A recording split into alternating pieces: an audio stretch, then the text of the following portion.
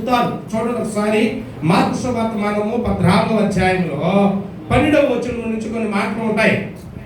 పులియని రొట్టెల పండుగలలో మొదటి దినమున వారు పస్కా పశువును వధించినప్పుడు ఆయన శిష్యులు, నీవు పస్కాను భుజించుటకు మేము ఎక్కడికి వెళ్ళి సిద్ధపరచవాలని కోరుచున్నామని ఆయన అడుగగా ఆయన, మీ కొరకు పట్టణంలోనికి వెళ్ళుడి, అక్కడ నీళ్లు కుండ మోయుచున్న ఒక మనుష్యుడు మీకు ఎదురు పడును. వాని వెంటబోయి వాడు ఎక్కడ ప్రవేశించునో ఆ ఇంటి యజమానుని చూచి, నేను నా శిష్యులతో కూడా పస్కాను భుజించుటకు నా విడిది గది ఎక్కడా అని ఆయనను అడుగుచున్నాడని చెప్పండి. అతడు సామగ్రితో సిద్ధపరచబడిన గొప్ప మేడగది మీకు చూపించును. స్తోత్రం చెప్పండి. హల్లెలూయా. శిష్యులతో అంటాడు, నేను మీతో కూడా పస్కాను పూజించాను. నేను మీతో కూడా పస్కా బలి పశువుగా మారే సమయం వచ్చింది. నేను మీతో కూడా దేవుని బిడ్డలారా సమస్త మానవాళి పాపము నిమిత్తము నేను మీ కొరకు బలి అవ్వాలనుకుంటున్నా. అయితే నేను బలయ్యే కార్యక్రమంలో, నా బలి కార్యక్రమానికి ముందు నాకు ఒక గది కావాలి. నేను బలి అవ్వడానికి ముందు నాకు ఒక గది ఏర్పరచాలి. ఆ గదిలో కొన్ని చేయవలసినవి ఉన్నాయి, ఆ గదిలో కొన్ని ఆచరించవలసినవి ఉన్నాయి, ఆ గదిలో మనందరం కూడా పాటించవలసినవి ఉన్నాయి. శిష్యులు అన్నారు, ఆ గది ఎక్కడ ఉందయా? ఆ గది మరి మేము వెళ్తాము, మాతో పాటు పస్కాని మరి అదే పస్కాని తయారు చేయడానికి మేము, ఆ గది ఎక్కడుందో మాకు చూపించమనంటే యేసుక్రీస్తు చెప్పినటువంటి మాట, మీ ఎదురుగా ఉన్న గ్రామంలోనికి వెళ్ళండి. అది ఎక్కడుందో నాకు తెలియదు. ఒక వ్యక్తి మాత్రం మీకు కనబడతాడు. ఆ వ్యక్తి ఎవరో కూడా నాకు, ఏ వ్యక్తి అయితే నీలకొండను భుజం మీద పెట్టుకుని, ఏ వ్యక్తి అయితే నీలకొండను ఒక గదిలోనికి తీసుకెళ్లి పెడతాడో ఆ వ్యక్తితో చెప్పండి. అనేకమైన మనుషులు మీకు కనబడతారు, కనబడే మనుషులు మీరు చూడొద్దు. నీలకొండను భుజం మీద పెట్టుకునే వాడి దగ్గరికి వెళ్ళి వాడితో చెప్పండి, నా ప్రభు మాతో పాటు పస్కా భుజించాలనుకుంటున్నాడు, నా ప్రభు మాతో పాటు పస్కాని భుజించటానికి ఒక గది ఏర్పరచమన్నాడు అని చెప్పానంటే ఆయన మీకు ఒక గది చెప్తాడు అని చెప్పాను. అనగానే వీళ్ళు వెళ్ళి చెప్పారంట, అయ్యా మేము పలానా ప్రాంతం నుంచి వచ్చాం, మా దేవుడు ఒక గది ఏర్పరచమన్నాడు, ఒక విడిది గది కావాలంటున్నాడు, అది ఎక్కడ ఉంది అని చెప్పానంటే రండి నేను చూపిస్తానని చెప్పని ఒక మెట్టు పైకెక్కి, దేవుని బిడ్డలారా పైకెక్కి అక్కడ మంచి సామానులతో నిండినటువంటి ఒక గదిని చూపించాడంట. ఇదిగో ఇదే దేవుని బిడ్డల నేను మీకు ఇచ్చిన విడిది గది అన్నాడంట. దేవుని బిడ్డల వాడు తిన్నగా వచ్చి యేసుక్రీస్తు వారి దగ్గరకు వచ్చి, బోధకుడా మీరు చెప్పినట్లే మేము ఆ గదిని చూచాం, ఆ గదిలోనికి వెళ్దాం రండి అని యేసుక్రీస్తు వారిని తీసుకెళ్లారంట. ఆ గదికి ఒక పేరు పెట్టారంట. ఏంటా పేరు చెప్పండి? ఏమిటా చెప్పండి? ఆ గదికి పేరేంటి చెప్పండి? ఆ గదికి పేరేంటి? విడిది గది. విడిది గది అనేది దేనికి చెప్పండి? విడిది గది అనేది దేనికి మీరు చెప్పండి? అతిథినా? అతిథి కాదు. విడిది గది అనేది ఎవరికి ఇస్తారంటే, విడిది గది అనేది ఎవరికి ఇవ్వబడుతుందంటే, అబ్బాయి తరపున ఏమైనా చక్కగా పెళ్ళిళ్ళు చేస్తాం కదా, పెళ్ళిళ్ళు ఏమన్నా అంతేనా? పెళ్ళిళ్ళు పెళ్ళిళ్ళు జరిగించడానికి వచ్చేటప్పుడు దేవుని బిడ్డలారా అమ్మాయి తరపు వారికి ఇచ్చే గదిని ఏమంటారు చెప్పండి? అమ్మాయి తరపు వారికి ఇచ్చే గదిని ఏమంటారు? విడిది గది.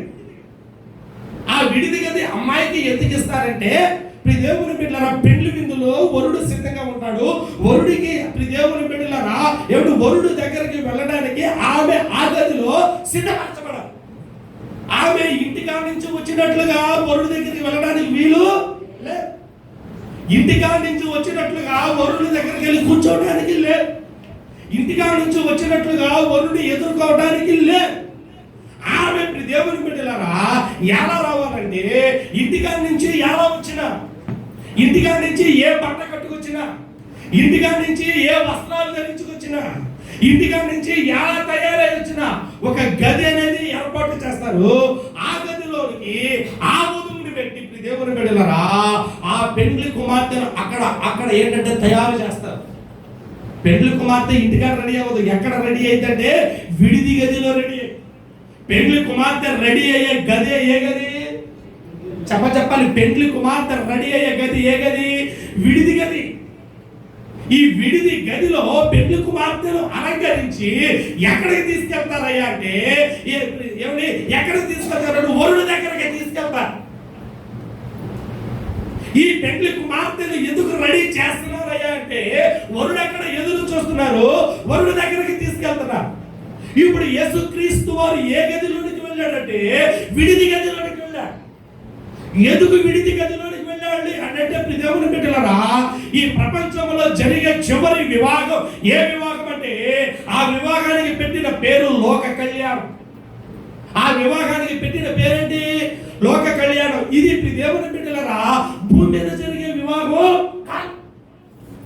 ఇది నేల మీద జరిగే వివాహం కాదు దేవుని బిడ్డలారా. ఇది ఎక్కడ జరిగిందంటే ప్రభుతో జరిగేటటువంటి వివాహం. స్తోత్రం చెప్పండి. హల్లెలూయా. వధువు ఎవరైనా అంటే సంఘం. వధువు ఎవరైనా అంటే మీరు మనము సంఘం. దేవుని బిడ్డలారా యేసుక్రీస్తు వారు ఇప్పుడు విడిది గదిలోనికి ఎందుకు వెళ్ళారంటే ఇంకొన్ని రోజుల్లో ఆయన తండ్రి దగ్గరికి వెళ్ళిపోతాడు.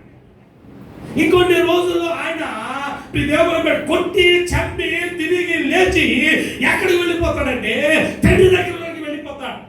అప్పుడు శిష్యులతో అన్నాడు, నేను నా తండ్రి దగ్గరికి వెళ్ళాలంటే ముందుగా నాకు ఒక చెప్పాలి ముందుగా నాకు ఒక గది కావాలి. దేవుని బిడ్డలారా ఆ గదిలో నేను చేయవలసినవి ఉన్నాయి. ఆ గదిలో నేను ఆచరించవలసినవి ఉన్నాయి. ఆ గదిలో నేను చెప్పవలసిన సంగతులు ఉన్నాయి. ఆ గదిలో పాటించవలసిన నియమాలు ఉన్నాయి. ఆ గదిని నాకు ఏర్పరచండి. ఆ గది మీకు ఎక్కడ పడితే అక్కడ కనబడదు. నీళ్లు మోసుకొని పోవచ్చున్న వ్యక్తి మీకు కనబడతాడు. ఆ వ్యక్తి ఆ గదికి దారి చూపుతాడు. దేవుని దగ్గరికి వెళ్ళాలన్నా, మోక్షానికి వెళ్ళాలన్నా, పరలోక రాజ్యంలోనికి వెళ్ళాలన్నా ఎక్కడ పెడితే ఎవరి దగ్గరికి వెళ్తే వాళ్ళ దగ్గరికి వెళ్తే దారి చూపించరు. దారి చూపించు మార్గం ఏదైనా ఉన్నదంటే అది జీవ మార్గమే. దారి చూపించు మార్గం ఏదైనా ఉన్నదంటే అదిగో అక్కడ నీళ్లు తీసుకొని వచ్చుచున్నటువంటి ఆ వ్యక్తి ఆ విడిది గదికి దారి చూపుతాడు. యేసుక్రీస్తు వారు దేవుని బిడ్డలారా విడిది గదిలో దేవుని బిడ్డలారా చేసిన కార్యాలేంటో తెలుసా? ఆ విడిది గదిలో ఆయన చేసినటువంటి కార్యక్రమాలు ఏంటో తెలుసా? ఒకటి పల్ల, ఒకటి ఏంటంటే పల్ల, ఒకటి ఏంటంటే ఆ గదిలో రొట్టె విరిచాడు. ఆ గదిలో రొట్టె విరిచాడు. వాళ్ళతో అంటాడు, దేవుని బిడ్డలారా దీనిని మీరు చేయండి అంటాడు. ఇంకోటి ఆ గదిలో ఏం చేశాడంటే ద్రాక్షారసాన్ని అందించాడు. దాన్ని ఏమన్నాడంటే ఇది మీరు చేయండి అన్నాడు. మూడవదిగా ఆయన ఏం చేశాడంటే శిష్యుల పాదాలు కడిగాడు. అవి ఏంటంటే ఇంట్లో చేయలా, అవి ఏంటంటే చెట్టుకి చేయలా, అవి ఏంటంటే ఎక్కడ పెడితే అక్కడ చేయలేప్పుడు దేవుని బిడ్డలారా ఆ గదిలో ఆయన ఏం చేశాడంటే శిష్యుల పాదాలు కడిగి పెడుతుంది దేవుని బిడ్డలారా కూర్చోబెట్టి కొన్ని విషయాలు చెప్పాడు. నా రాకడ దినములు వచ్చేంత వరకు కూడా వీటిని మీరు చేయండి. నా రాకడ దినము వచ్చేంత వరకు కూడా వీటిని మీరు ఆచరించండి అన్నాడు. మనము దీన్ని ఆచరించవలసినవి ఆచరించు, పాటించవలసినవి పాటించు, చేయవలసినవి చేయవు. కానీ యేసుక్రీస్తు వారు బలి పశువుగా అయ్యేటటువంటి సమయంలో ఒక విడిది గదిని తీసుకుని ఒక విడిది గదిని ఏర్పరచుకొని దేవుని బిడ్డలారా ఆ గదిని గురించి ఆయన చెప్తున్నటువంటి మాట. స్తోత్రం చెప్పండి. హల్లెలూయా చెప్పండి. మా గది ఏ గది? విడిది గది దేవుని బిడ్డలారా. ఈ విడిది గది ఎవరికి ఇస్తారంటే పెండ్లి కుమారుడు తరపు వాళ్ళు పెండ్లి కుమార్తెకి ఇస్తారు. మీరు చూడండి ఎక్కడన్నా పెళ్లిళ్ళు జరిగేటప్పుడు విడిది గదిలోనికి దేవుని బిడ్డలు పెండ్లి కుమార్తెను పెట్టినప్పుడు పెండ్లి కొడుకు తరపు వాళ్ళు పెద్ద ట్యాక్స్ పడిపోతారు. అదే ఇదిగో పెండ్లి కుమార్తె తరపు వాళ్ళు విడిది గదిలోనికి దిగారు, వాళ్ళకి టిఫిన్లు పెట్టాలని, అంతేనా? వాళ్ళకి టీలు ఇవ్వాలని. చెప్పండి వాస్తవేనా?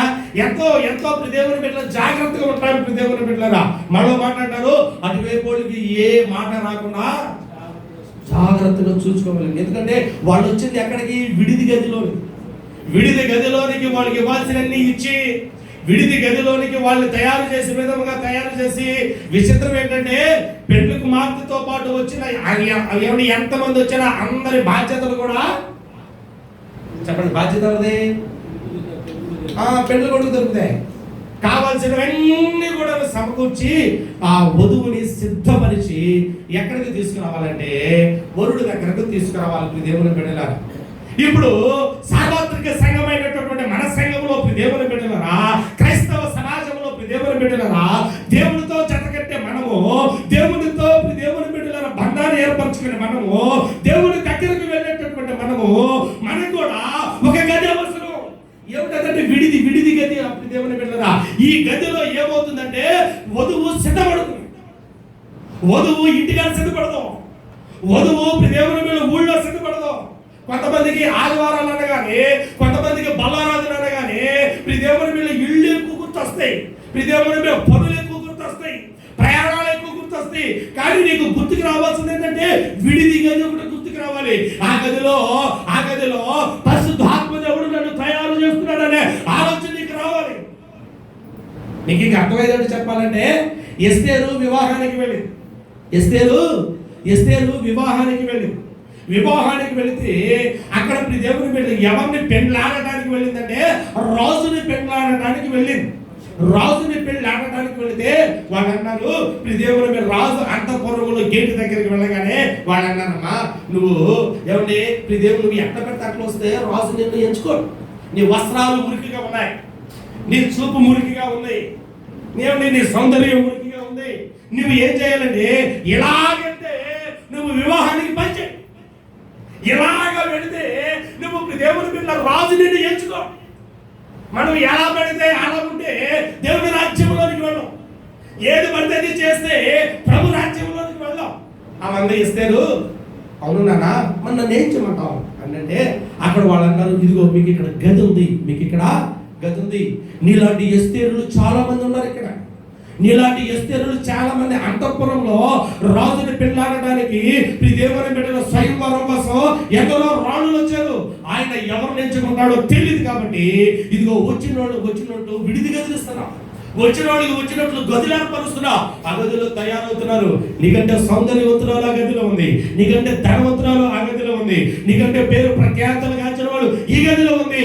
నువ్వు చూస్తే అంతహీనంగా ఉన్నావు, నిన్నెట్ట ఎంచుకుంటానంటే ఎస్తేనండి, ఇదిగో నేను నీకు సమర్పించుకుంటున్నాను. హేగే నన్ను ఎలా తయారు చేస్తావు, తయారు చేయి. నన్ను ఎలా దేవుని బిడ్డలారా, నన్ను ఎలా రుద్దుతావో రుద్దు. ఇదిగో నువ్వు తయారు చేసిన తయారు ఎలా ఉండాలంటే దేవుని బిడ్డలారా, రాజు భక్తుడైపోయి తన దండను తీసుకొచ్చిన మెడలో వెయ్యాలి దేవుని బిడ్డలారా. అయితే ఈ రోజుల్లో సంఘాలు ఎలాగుంటుంది అంటే ఇలా తయారయ్యే స్థితిలోనికి రావట్లేదు. పెళ్లి కుమార్తెగా అలంకరింపబడేటటువంటి స్థితిలోనికి రావట్లేదు దేవుని బిడ్డల. పెళ్లి కుమార్తెగా అలంకరింపబడేటటువంటి స్థితిలోనికి సంఘము ఉండట్లేదు దేవుని బిడ్డల.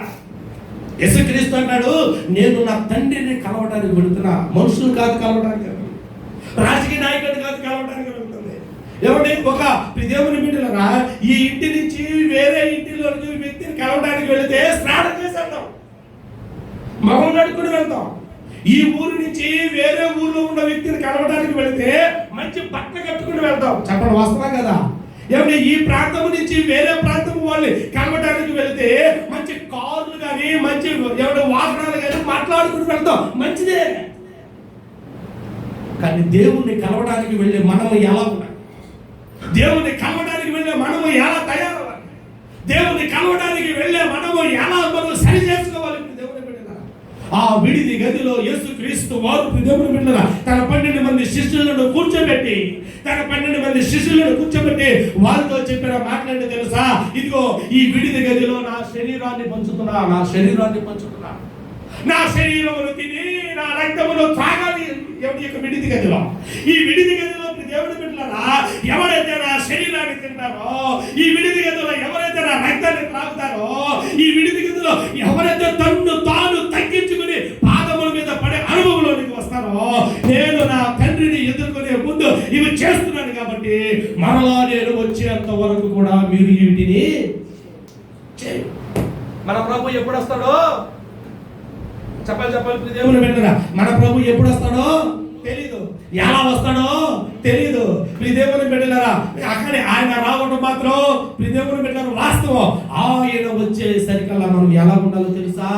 ఈ విడిది గదిలో, ఈ నిత్యారాధన అనేటటువంటి విడిది గదిలో మనము తయారవ్వాలి. యేసుక్రీస్తు వారు తయారయ్యి తండ్రి దగ్గరికి వెళ్ళినట్లుగా మనము కూడా ఈ విడిది గదిలో మనము తయారవ్వాలి. ఎలా తయారవుతున్నావు? ఎట్లా తయారవుతున్నావు? వధువునై నేను నిన్ను చేరగా యుగ యుగాల తలంపు మది నిండేనే, యుగ యుగాల తలంపు మది నిండేనే. యేసయ్యా హృదయ స్పందన నీవే కదా, యేసయ్యా హృదయ స్పందన నీవే కదా, విశ్వమంతని నామము గణనీయము, విశ్వమంతని నామము గణనీయము. యేసయ్యా హృదయ స్పందన నీవే కదా, నీవు వరునిగా పిలిచేయువేరా.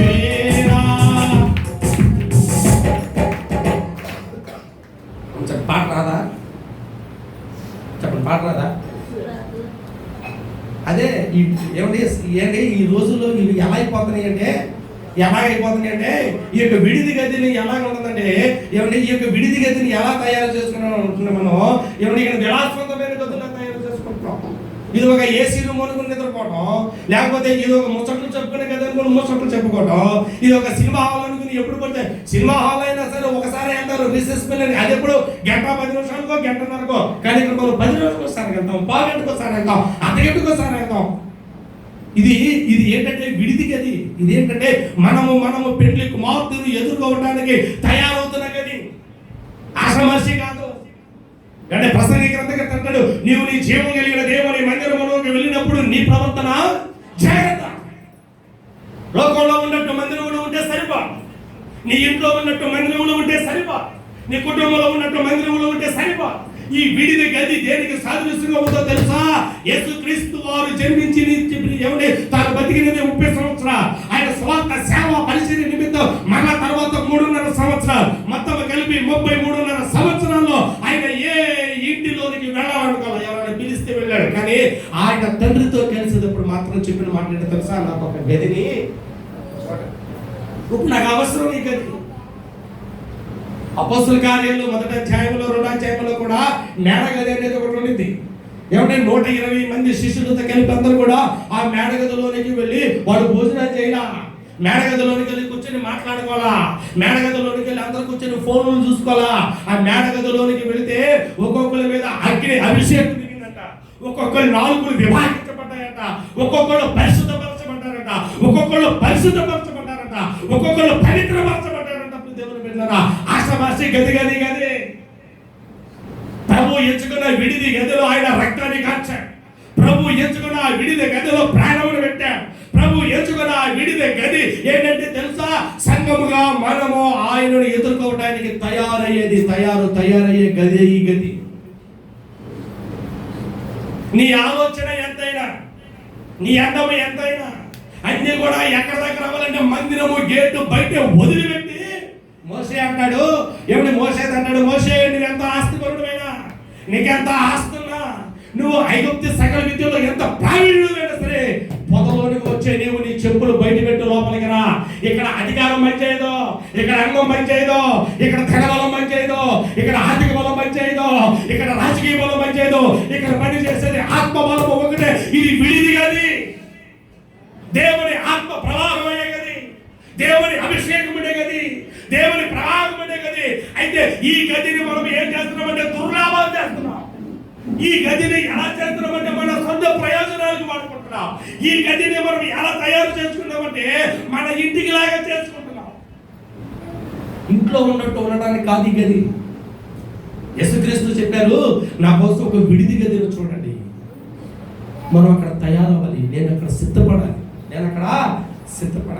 నీకుంటుందా సిద్ధపాటు? నీకుంటుందా సిద్ధపాటు? సంగమా మీకుంటుందా సిద్ధపాటు? ఈ విడిది గది ఏంటో తెలుసా? ఆయనను ఎదుర్కోవటానికి మనము సిద్ధపడాలి. సిద్ధపడాలి. ఈ మందిరము మనల్ని సిద్ధపరుస్తుంది.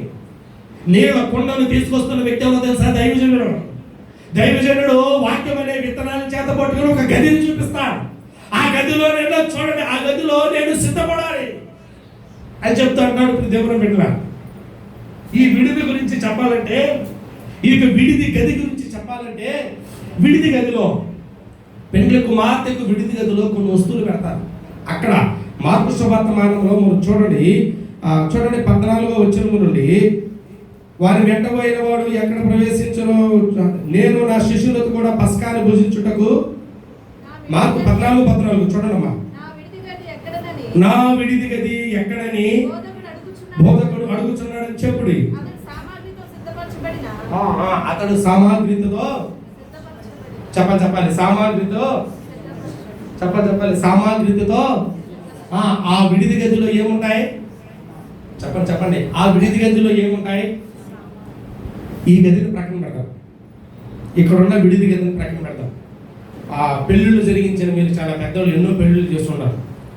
పెళ్ళిళ్ళు మీ ఇళ్ళలో కొన్ని జరిగాయి, మీ బంధువుల్లో కొన్ని జరిగాయి, మీ కుటుంబంలో కొన్ని జరిగాయి, గ్రామంలో జరిగాయి, దాయాదులో చాలా పెళ్ళిళ్ళు జరిగాయి. వాటిలో మీరు పెండ్లి కొడుకు తరపున బంధువురీతిగా వెళ్ళి ఉండొచ్చు, పెండ్లి కుమార్తె తరపున బంధురీతిగా వెళ్ళి ఉండొచ్చు. అయితే దేవుని బిడ్డల విడిది గది అనేది పెండ్లి కుమార్తెకి ఇస్తారు కదా. విడిది గది అనేది పెండ్లి కుమార్తెకి ఇస్తే, పెండ్లి కుమార్తెకు దేవుని బిడ్డల ఆ గదిలోనికి వెళ్ళగానే ఆమె కొన్ని సామాన్లు అవసరం. ఏది ఉండాలేకపోయినా ఇవి ఖచ్చితంగా, ఇది లేకపోతే పెండ్లి కుమార్తె తయారవ్వదు. నేను చెప్పండి, తయారవ్వదు. ఇప్పుడు పెండ్లి కుమార్తె తయారవ్వాలంటే ప్రాముఖ్యమైన అవసరాలు, కొన్ని వస్తువులు ఆ గదిలో ఉండాలి. మీరు చెప్పండి అంటే నాకంటే తెలియదు.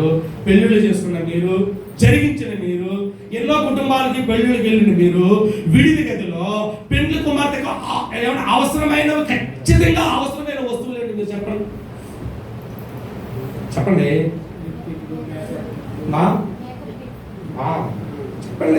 మేకప్ కిట్లు, ఫేస్ వాష్లు ఖచ్చితంగా. దేవుని బిడ్డలారా, ఒకసారి ఇలాగే పెండ్లికి వెళ్తే పెండ్లి కుమార్తె దేవుని బిడ్డలారా రావట్లా. ఒకసారి పెండ్లి కుమార్తె తయారవడం లేట్ అవుతుంది. పెండ్లి కుమార్తెను అలంకరించడం లేట్ అవుతుంది.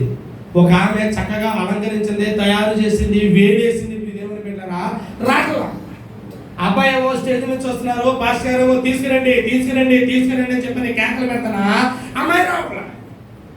ఎందుకు రావట్లేదంటే అమ్మాయి అంట ఏమైనా పుట్టింటి కానీ కలతోడు పచ్చిపోయిందా.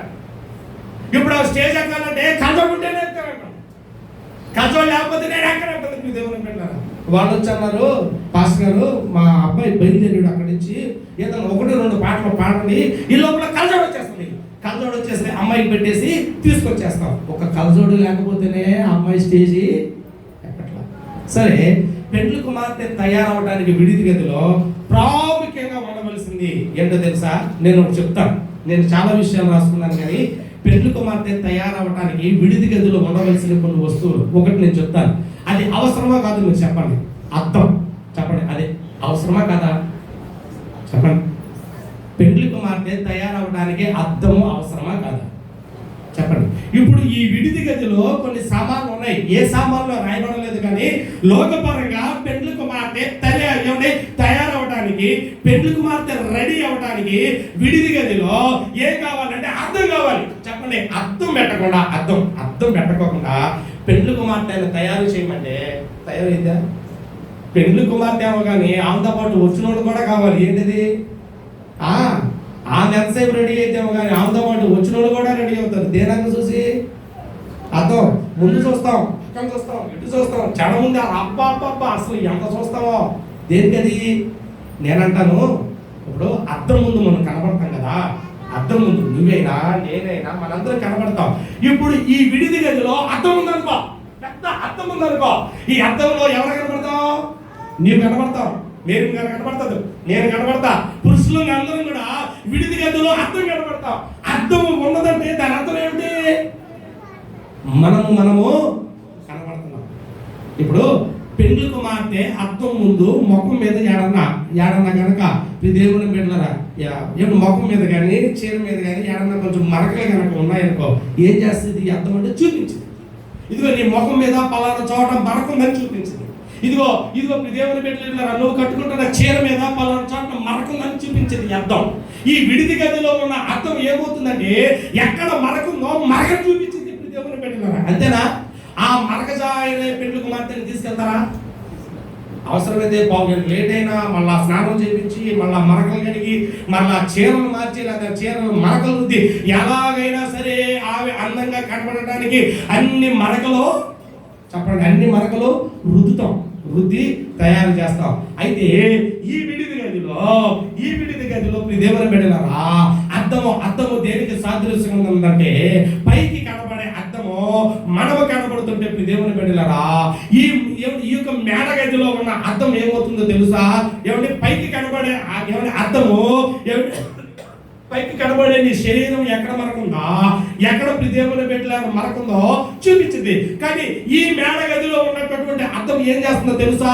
నీ ఆత్మ ఎక్కడ మరకుందా, నీ దేహం కాదు దేవుని బిడ్డలారా, నీ ఆత్మ ఎక్కడెక్కడ మరకబడింది, ఎక్కడెక్కడ మురిగి పెట్టింది, నీ ఆలోచనలు ఎక్కడ మురిగి పెట్టాయి, నీ దేహం ఎక్కడ మురిగి పెట్టింది దేవుని బిడ్డలారా అని ఈ మందిరం నీకు చూపిస్తుంది.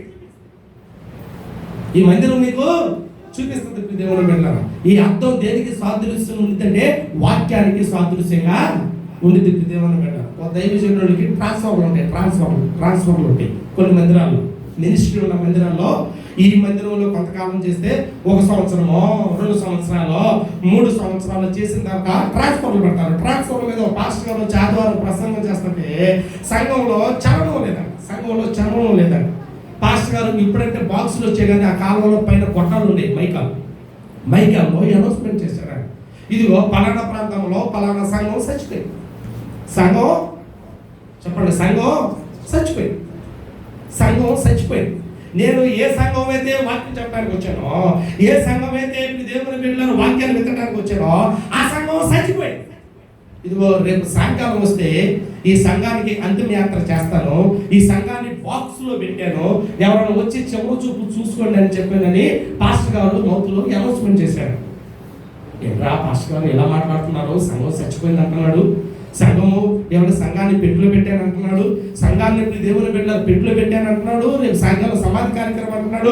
చూద్దాం రండి, సంఘం అంతా వచ్చిందంట దేవుని బిడ్డారా. భాస్కరు సంఘం చచ్చిపోయింది అంటున్నావు కదా, పెట్టులో పెట్టాను అంటున్నావు కదా, అతి పెడతాను అంటున్నావు కదా, సమాధి చేస్తాను అంటున్నావు కదా, చూపించు సంఘం అని చెప్పానంటే రండి చూపిస్తానని చెప్పానని దేవుని బిడ్డారా ముసుగు తీశాడంట.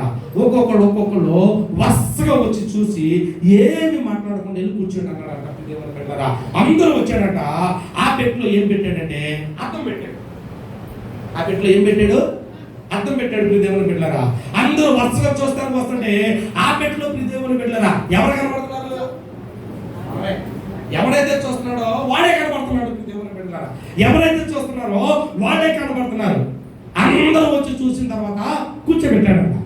ఇప్పుడు అడిగాడంట, నేనేం చెప్పాను? సంఘం చచ్చిపోయిందని చెప్పా. వాళ్ళందరూ పాస్టర్ గారు అదేంటండి మేమందరం బాగానే ఉన్నాం కదండి అని చెప్పాడంటే ఆయన అంటాడు, మీరు ఆత్మీయంగా ఎలా అయిపోయారంటే చచ్చిపోయారు, నీలో జీవం లేదు దేవుని బిడ్డలారా. యేసుక్రీస్తు వారు ఎంచుకున్న విడిది గదిలో దేవుని బిడ్డలారా ఎవరు ఉన్నారంటే నీళ్ళ కుండను చేత పట్టుకుని రెడీగా ఉన్నాడు. దేని చేత పట్టుకుని ఉన్నారంట? నీళ్ళ కుండను చేత పట్టుకుని రెడీగా ఉన్నాడట. ఆయన ఏం చేస్తాడంటే ఒంటి మీద ఉన్నటువంటి మురికిని కలిగించేది ఈ భూమి మీద జరిగే వివాహం అయితే లోక కళ్యాణంలో జరిగిన యేసుక్రీస్తుతో జరిగే వివాహంలో నీ ఆత్మకు పట్టిన కుళ్ళు, వ్యసనాలు, దురాచారాలు అన్నింటిలో కూడా కలిగి ఏ మురికి ఉన్నా, ఏ మచ్చన్నా, ఏ డాగున్నా ఏమైతే అంటే వరుడికి నచ్చదు. చెప్పండి, వరుడికి నచ్చదు దేవుని బిడ్డలారా. ఇప్పుడు వాక్యం అనే అర్థం ఏం చేస్తుందంటే నేను సరి చేస్తుంది. ఈ మేడకి ఏమిటి, ఈ యొక్క విడిది గది ఏం చేస్తుందంటే నిన్ను సరి చేస్తుంది వాక్యంతో. ఆయన ఎప్పుడు వస్తాడో తెలియదు, ఎలా వస్తాడో తెలియదు, ఎప్పుడు ఎవడి దేవుని బిడ్డలారా ఆయన రాకడా ఎవడి ఎప్పుడో ఎలాగో ఎవరికి తెలియదు. కాబట్టి మనం ఏం కావాలంటే మనము సరి మనము సిద్ధపడాలి దేవుని బిడ్డలారా. ఈ విడిది గది ఆశామాషి కాదు దేవుని బిడ్డలారా. పెండ్లికి మాత్ర తయారవడానికి అర్థం ఎంత అవసరమో నిన్ను నీవు ఆత్మీయంగా తయారవడానికి వాక్యం అనే ఉదకస్థానం అవసరం. దైవజనులలో వాక్యాలతో వృద్ధేది ఎందుకనుకున్నా, దైవజనులలో వాక్యానికి దేవుని బిడ్డలారా ఏ దైవజనుడు కూడా మీరు ఎక్కడికైనా వెళ్ళండి, ఏ దైవజనుడు కూడా ఏ సంఘ కాపరి కూడా కావాలని సంఘాన్ని గదించు, కావాలని సంఘాన్ని దేవుని తిట్టడం. నేను ఎప్పుడు తిట్టడం చూసావా? గదింపు వేరు తిట్టడం వేరు, గదింపు వేరు తిట్టడం వేరు.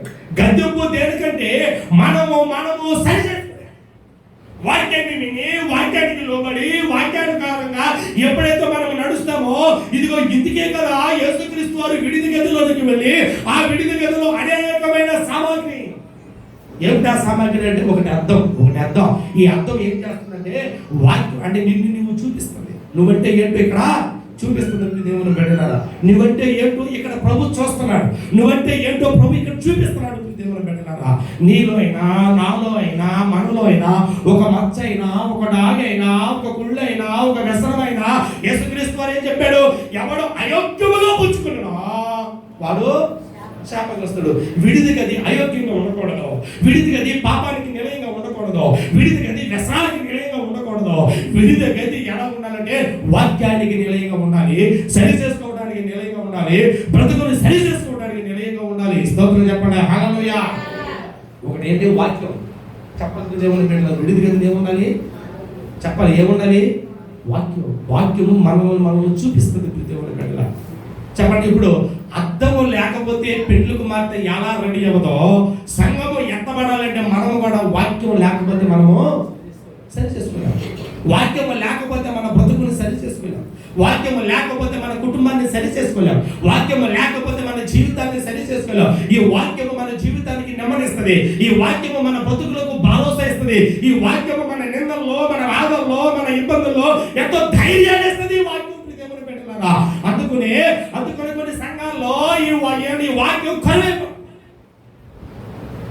మీరు చూడండి, దేవుని పాటలకు ఇచ్చినంత విలువ, ఆరాధనలకు ఇచ్చినంత విలువ వాక్యానికి ఉండవు. కొన్ని సంఘాల్లో వాక్యాలు దేవుని విన్నరా దైవజనుడు చెప్పే గంట వాక్యాల్లో 10 నిమిషాలు కూడా వాక్యం. ఈ వాక్యము ఏమవుతుందంటే ఈ విడిది గదిలో విత్తబడే వాక్యము ఏమవుతుందంటే నిన్ను నీవు సరి చేస్తుంది. బలంగా సిద్ధపడిచిన నీవు ఆయన శరీరాన్ని ఆయన రక్తాన్ని భుజించడానికి తయారై వచ్చిన నీవు ఏమవ్వాలో తెలుసా? ప్రభువా నిన్ను ఎదుర్కోవడానికి నేను సరి చేసుకోండి.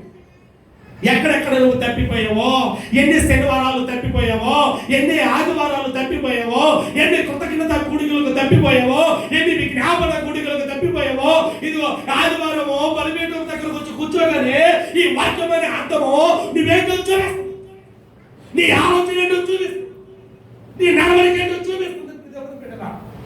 దానిని మనము సరి చేసుకుందాము గాక, ఆ ప్రకారముగా మనము నడుచుకుందాము గాక. ఈ విడిది గదిలో వాక్యము ప్రవాహములో ఉండును గాక, వాక్యానికి లోబడును గాక, వాక్యాన్ని సరిగా నడుచుకుందాము గాక, వాక్యమైన కత్తిమును చేతపట్టుకుందాము గాక, వాక్యమైన జీవాహారంతో మనము ఎదురు చూస్తున్నాము గాక. రెండవది పెండ్లి కుమార్తె తయారవడానికి అర్థం ఎంత ప్రాముఖ్యమో ఇప్పుడు రెండవది చెప్తాను. దువ్విన లేకపోతే పెండ్లి కుమార్తె రెడీ అయిద్దా? చెప్పండి. జర్నీ చేసి వచ్చో జుట్టు ఎట్లా వెళ్ళిపోయింది. మందిరం కాడి నుంచి ఏమన్నా బైక్లో ఉండవచ్చు చెప్తాను. మందిరం కాడి నుంచి ఇక్కడికి రాగానే బైక్ దిగగానే ముందు ఎక్కడికి వెళ్తా? బైక్ ఉన్న అద్దం కాడికి వెళ్తాం, చూస్తాం జుట్టు ఎట్ట వెళ్ళి ఇట్ట సరి చేసుకుంటాం. మగవాళ్ళం కాబట్టి అంగులు ఉన్నారు కాబట్టి గబక్క సరి చేసుకుంటాం. లేడీస్ కదా, వాళ్ళకి ఏం కావాలా చెప్పండి? ఏం కావాలా? దువ్విన. పెండ్లి కుమార్తె రెడీ అవ్వడానికి విడిది గదిలో ఒకటి అర్థం ఎంత ప్రాముఖ్యమో, పెండ్లి కుమార్తె రెడీ అవ్వడానికి రెండవదిగా ఏది ప్రాముఖ్యం? దువ్విన దేనికి సాధు ఏమంటే కొంచెం దువ్విన ఏమంటే చెప్పండి, కొంచెం దువ్విన దేనికి వాడతారు? చిక్కులు, అంతేనా? ఎంటుకలు ఎక్కడన్నా చిక్కు పడ్డాయేమో చిక్కులన్నింటినీ సరిచేసి చిక్కులన్నింటిలో కూడా వృద్ధి దేవుని పెట్టారా.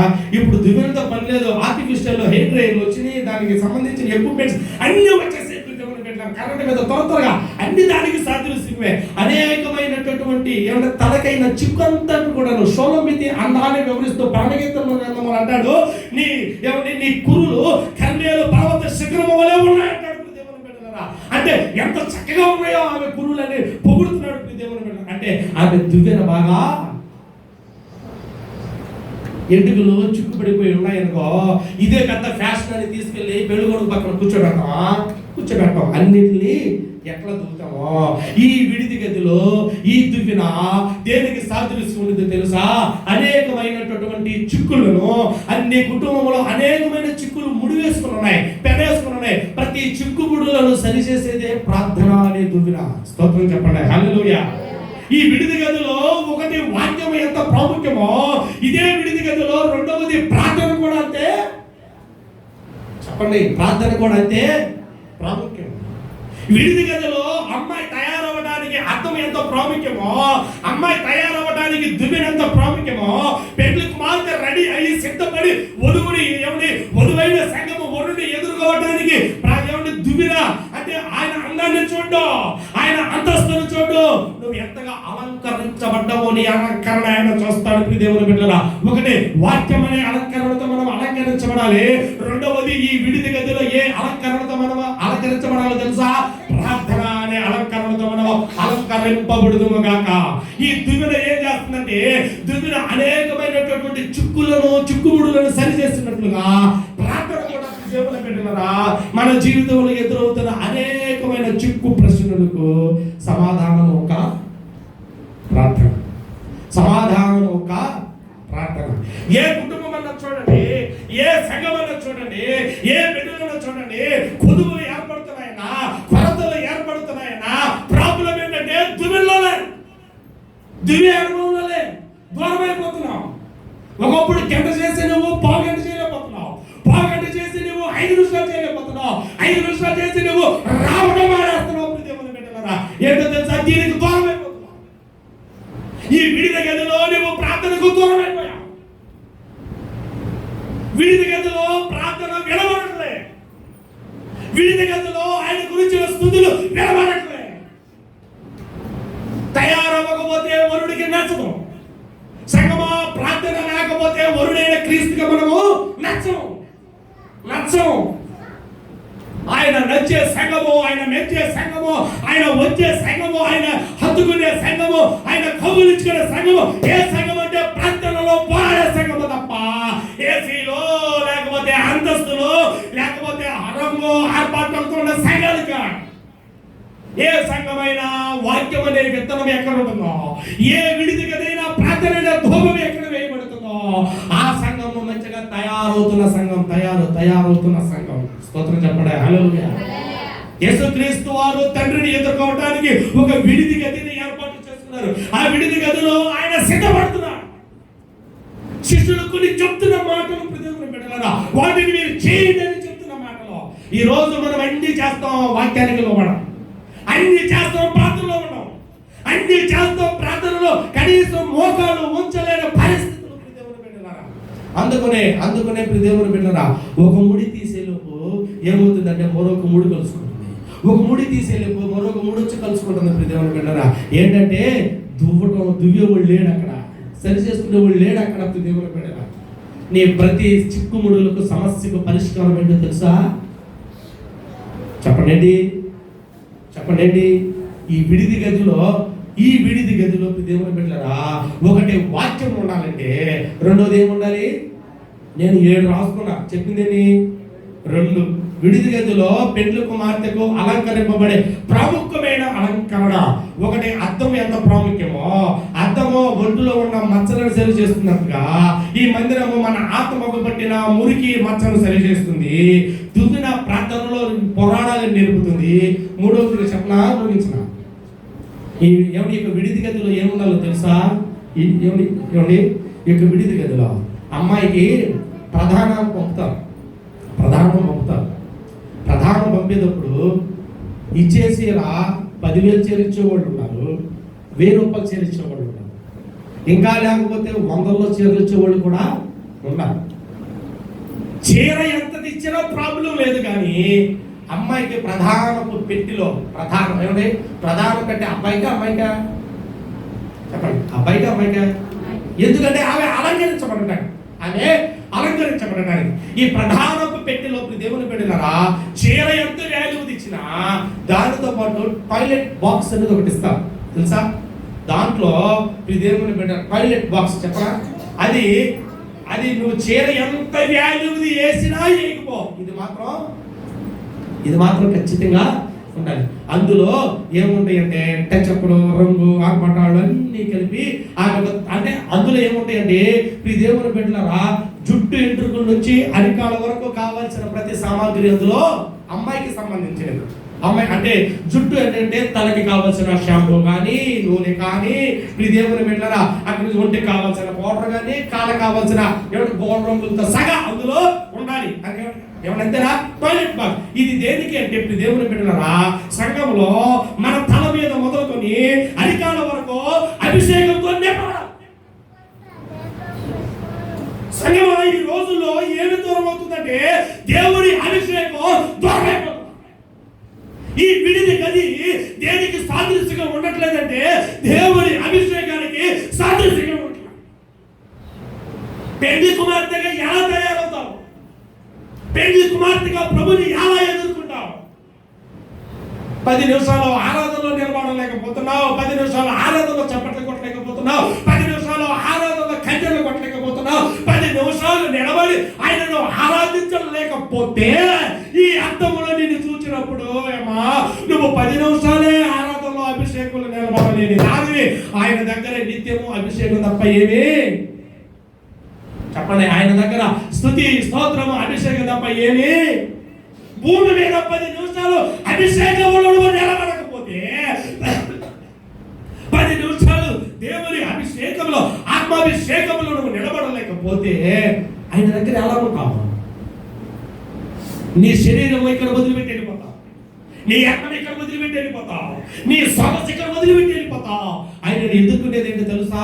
నీలో నాలో ఉన్న ఆత్మీయుడు తప్ప శరీరుడు ఆయనను ఎదుర్కో.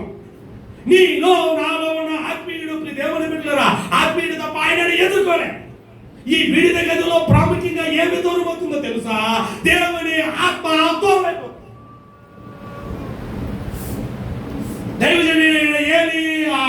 ఏమిటి మందిరపు గౌడి దగ్గర మేడ విరిగి చెడిపోయినప్పుడు ఆమె కోడలు ప్రసవ వేదనతో పడి పుట్టిన బిడ్డకు ఒక పేరు పెట్టింది ఈకాబోదు.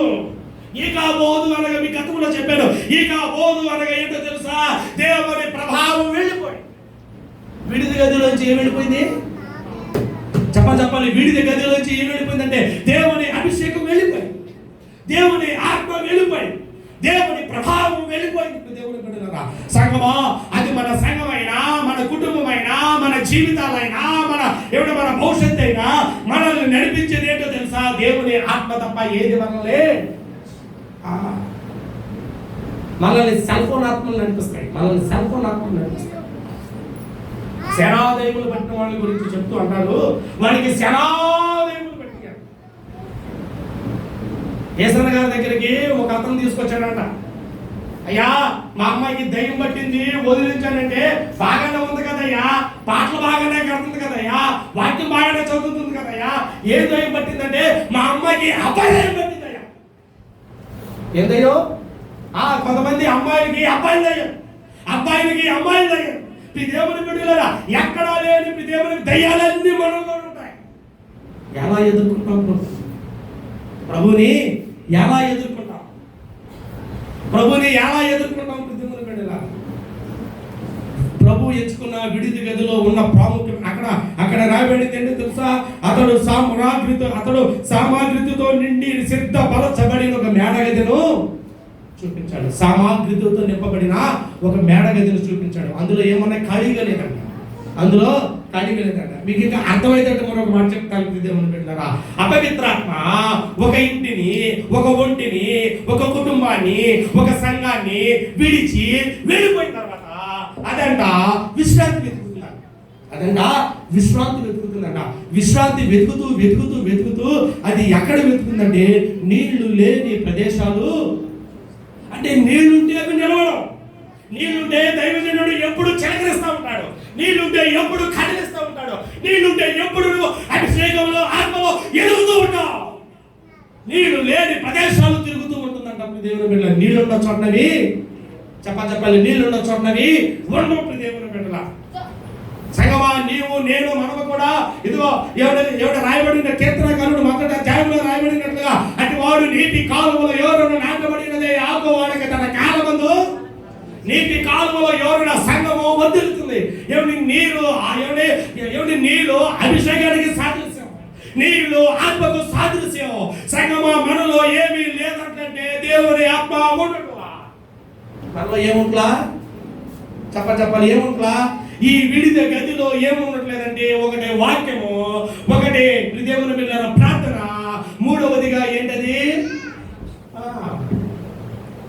ప్రభు ఎప్పుడు అడగలా నాకు గది కావాలని. కానీ ఆయన ఎన్నుకొని ఆయన ఆరోహణమయ్యే సమయం, ఆయన తండ్రితో ఏకమయ్యే సమయం, నా దేవా నన్ను ఎందుకు చేయి విడిచిపెడుతున్నామని ఆయన ఆక్రందన చేసే సమయంలో ఆయన విడిద గదిలో అనుకోవాలని చెప్తాడు. ఆయన విడిద గదిలోనికి వెళ్ళి చెప్తున్నాడు దేవుని బిడ్డలారా, ప్రభు నన్ను చేయి విడిచిపెట్టేస్తాను, విడిచిపెట్టొద్దని. ఈ విడిద గది నీకు నేర్పిస్తున్న పాఠం ఏంటో తెలుసా? వాక్యము నిన్ను సరి చేస్తుంది దేవుని బిడ్డలారా. వాక్యాలు సారముగా మనందరము కూడా సరి చేయబడదు గాక. రెండవదిగా ఈ విడిద గదిలో పెళ్లి కుమార్తె ఎలా తయారవుతుందో తెలుసా? వరుడైనటువంటి యేసు క్రీస్తుని ఎదుర్కోవడానికి ప్రార్థన అనే ఆయుధాన్ని చేతపట్టుకుంటుంది దేవుని బిడ్డలారా. దువ్వెన సరి చేసుకుంటుంది పెళ్లి కుమార్తె. ఇంకా ఎలా సరి చేసుకోవాలి, ఒక్కొక్క చిక్కుముడిని దువ్వెనతో ఒక్కొక్క చిక్కుముడి తప్పించుకుంటూ వస్తుంది దేవుని బిడ్డలారా. మూడవదిగా ఈ విడిది గదిలో ఏముందో తెలుసా? ఏమంటే ఆత్మీయ అలంకరణ చాలా ప్రాముఖ్యం. ఆత్మీయంగా మనం అలంకరించబడాలి, దేవుని ఆత్మతో అలంకరించబడాలి, దేవుని అభిషేకంతో అలంకరించబడాలి. అట్టి అలంకరణ ప్రభు మనకందరికీ కలిగించును కాక. ప్రభు చిత్తమైతే మిగిలిన అనుభవాలు తర్వాత నేర్చుకుందాం. ఒకటి, ఈ విడిద గదిలో ఆయన బల్ల మీద, ఆయన శరీరం మీద, ఆయన రక్తం మీద చేయి వేయడానికి వచ్చిన నీవు నేను మనందరము కూడా ఆత్మీయమైన అలంకరణతో ప్రభు వారిని ఎదుర్కొందుము గాక. అట్టి కృపా కాపుదల ప్రసన్నత ప్రభు వారు మనకందరికీ ఇచ్చును గాక. పాడదాం. వధువునై నేను చేరగా యుగ యుగాల తలంపు మది నిండేదే, యుగ యుగాల తలంపు మది నిండే